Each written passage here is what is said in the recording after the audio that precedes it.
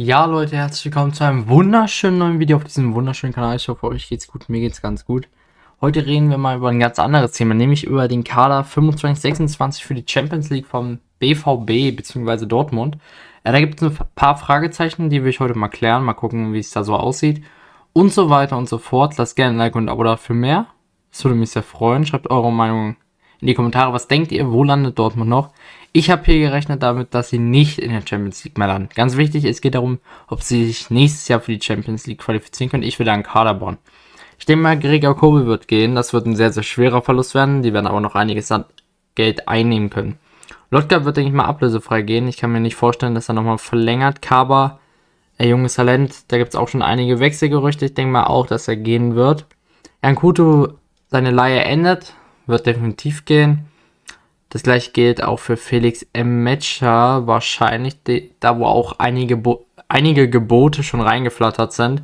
Ich denke mal, auch da wird es so um 20 bis 35 Millionen gehen. Und damit sammelt man schon mal gut Geld. Wenn wir jetzt vom Optimalfall wenn es auf dem Optimalfall drauf ankommt, dann um die 90 Millionen. Nur bei diesen Abgängen, wir haben noch eine andere Seite dann. Ja, man muss natürlich da ein bisschen was ersetzen. Es könnte natürlich auch sein, dass noch mehr gehen, wenn sich der BVB nicht für die Champions League qualifiziert. Ich rechne aber aktuell, dass von der Innenverteidigung keiner geht. So hast du schon mal ein gutes Grundgerüst in der Innenverteidigung. Der einzige, der da wirklich in der Innenverteidigung geht, ist dann Kaba und Kuto. Aber ich glaube, das Grundgerüst beim BVB für die Innenverteidigung ist da schon relativ gut, meiner Meinung nach. Zumindest mit Schlotterbeck und dann auch einen fitten Süle, wenn er fit ist, ist ganz gut. Auch Waldemar Anton sind definitiv gute Innenverteidiger, wenn sie auf ihr Leistungsniveau dann auch kommen. Deswegen habe ich mit denen gerechnet. Zusätzlich habe ich hier nochmal 3 Abgänge. Ich denke mal, Giovanni Reina wird dann im Endeffekt auch gehen. Für ein bisschen Geld, 12 bis 20 Millionen. Ich kann mir nicht vorstellen, dass er bleibt. Da gibt es auch einige Transferangebote schon wieder. Jamie Gittens wird, denke ich mal, auf gar keinen Fall bleiben. Das gleiche gilt für Karim Adeyemi. Ob er jetzt im Winter wechselt noch oder ob in der Sommertransferphase, davon will ich gar nicht ausgehen. Aber auf jeden Fall handelt es sich da um 45 bis 55 Millionen. Jamie Gittens wird bestimmt um die 80 gehen. Damit hat der BVB dann einen guten Transfererlös von fast 250 Millionen nach meiner Rechnung. Wenn es auf Höchstfall kommt, 200 bis 250 sollten es werden. Das ist sehr, sehr viel Geld. Damit kannst du sehr viel machen. Es wird aber auch einiges sehr wahrscheinlich ins eigene Portemonnaie gehen, um dann ein bisschen nochmal andere Sachen aufzubauen. Ja. Wir rechnen hier nicht mit den Leihgaben. Die gehen jetzt nach meinem aktuellen Stand erstmal alle zurück zum BVB. Also Mukuku, Haller und so weiter.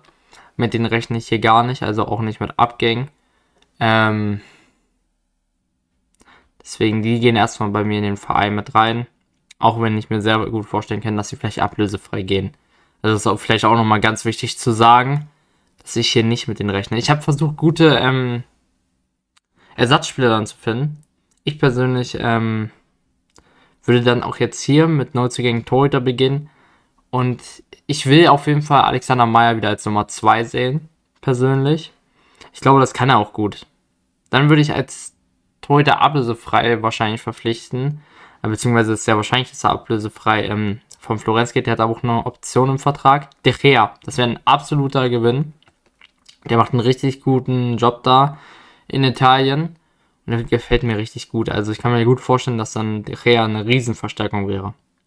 Zusätzlich sehe ich in der Verteidigung neu Joe Skelly. Das ist von Gladbach ein Verteidiger, der da einen guten Job macht. Gladbach, sollten sie sich nicht für Europa qualifizieren, kann ich mir sehr gut den nächsten Schritt von ihm vorstellen, in die Bundesliga direkt weiter intern gewechselt zu Dortmund.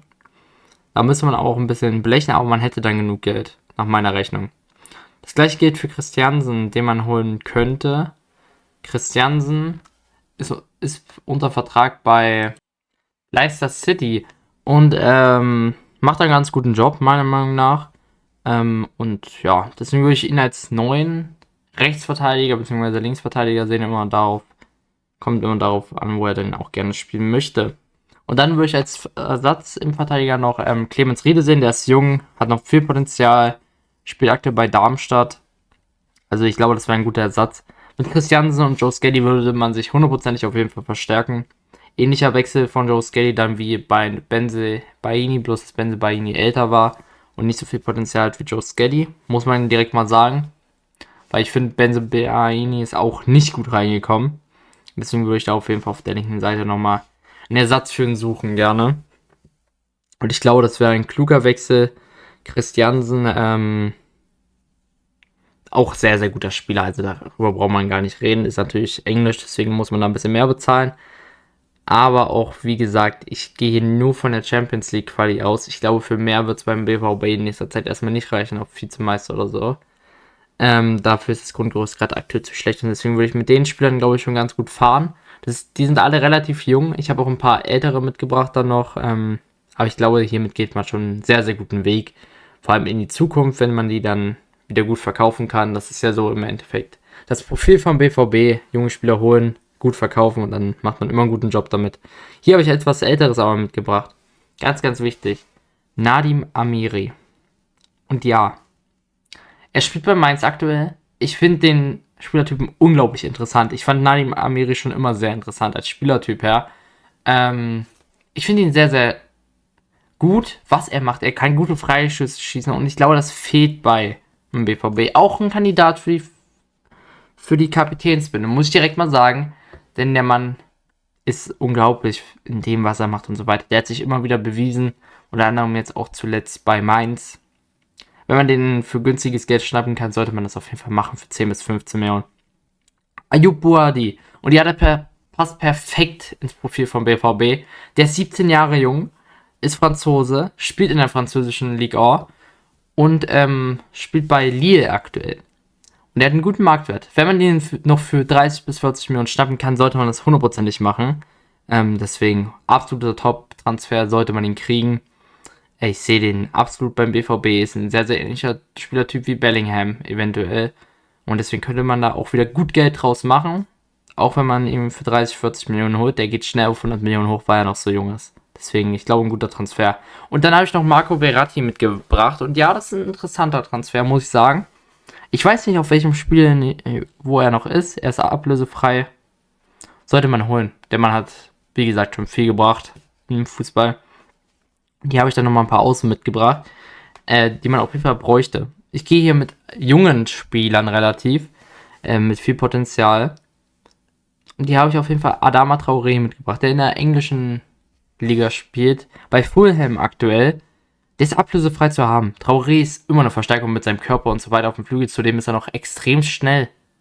Sollte man holen, hundertprozentig.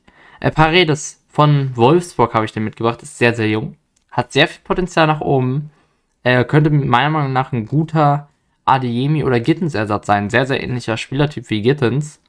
Kann man auf jeden Fall holen. Und dann noch Brian Zaragoza. Der Mann hat gezeigt in der spanischen Liga, die Leihgabe vom Bayern, dass er spielen kann. Und kicken kann vor allem. Ja, ich sehe ihn beim BVB echt ehrlich. Da kann er auch Europa League spielen dann. Ich denke mal, Europa League wird der BVB noch schaffen. Auf jeden Fall Conference League. Als andere würde mich sehr stark wundern. Wie gesagt, für die Champions League wird es, denke ich mal, nicht reichen. Deswegen planen wir hier für den Champions League Kader, wo man sich dann qualifizieren kann. Und da deswegen hauptsächlich junge Spieler. Wie gesagt, wäre absoluter Top-Transfer. Auch nochmal ganz wichtig. Ich denke mal, ganz viele BVB-Fans wünschen sich auch einen Leon Goretzka. Ich sehe ihn nicht beim BVB, wenn die nicht die Champions League Quali holen. Deswegen hier kein Leon Goretzka, weil ich ohne Champions League rechne. Die Frage ist aber, was denkt ihr, wie weit würde dieser BVB-Kader kommen? Im Endeffekt. Man würde ein leichtes Transfer Plus machen, würde aber auch gut Geld ausgeben, man würde viele Talente holen und unter anderem auch sehr, sehr ältere Spieler. Beim Mittelfeld hat man so dann ein gutes Alter drin, was man ja auch aktuell hat mit Groß und Emre Can, die würde ich auf jeden Fall behalten. Ja, hat einen guten Mix, glaube ich. Ich finde den Mix gut. Er schreibt eure Meinung unbedingt in die Kommentare. Würde mich sehr interessieren. Ich glaube, der Kader könnte es definitiv in die Champions Quali schaffen, wenn jeder auf sein Potenzial kommt. 100%, wenn nicht sogar Zweiter werden. Ich finde, der Kader ist gut gebaut. Aber natürlich muss sowas auch erstmal klappen. Das ist wichtig zu sagen. Lasst gerne ein Like und ein Abo da. Schreibt eure Meinung in die Kommentare. Würde mich sehr interessieren. Und damit sehen wir uns hoffentlich beim nächsten Mal wieder. Ich wünsche euch noch einen wunderschönen Tag. Und damit dann bis zum nächsten Mal, wenn wir wieder Analyse machen oder sonst was. Und damit, ciao Leute.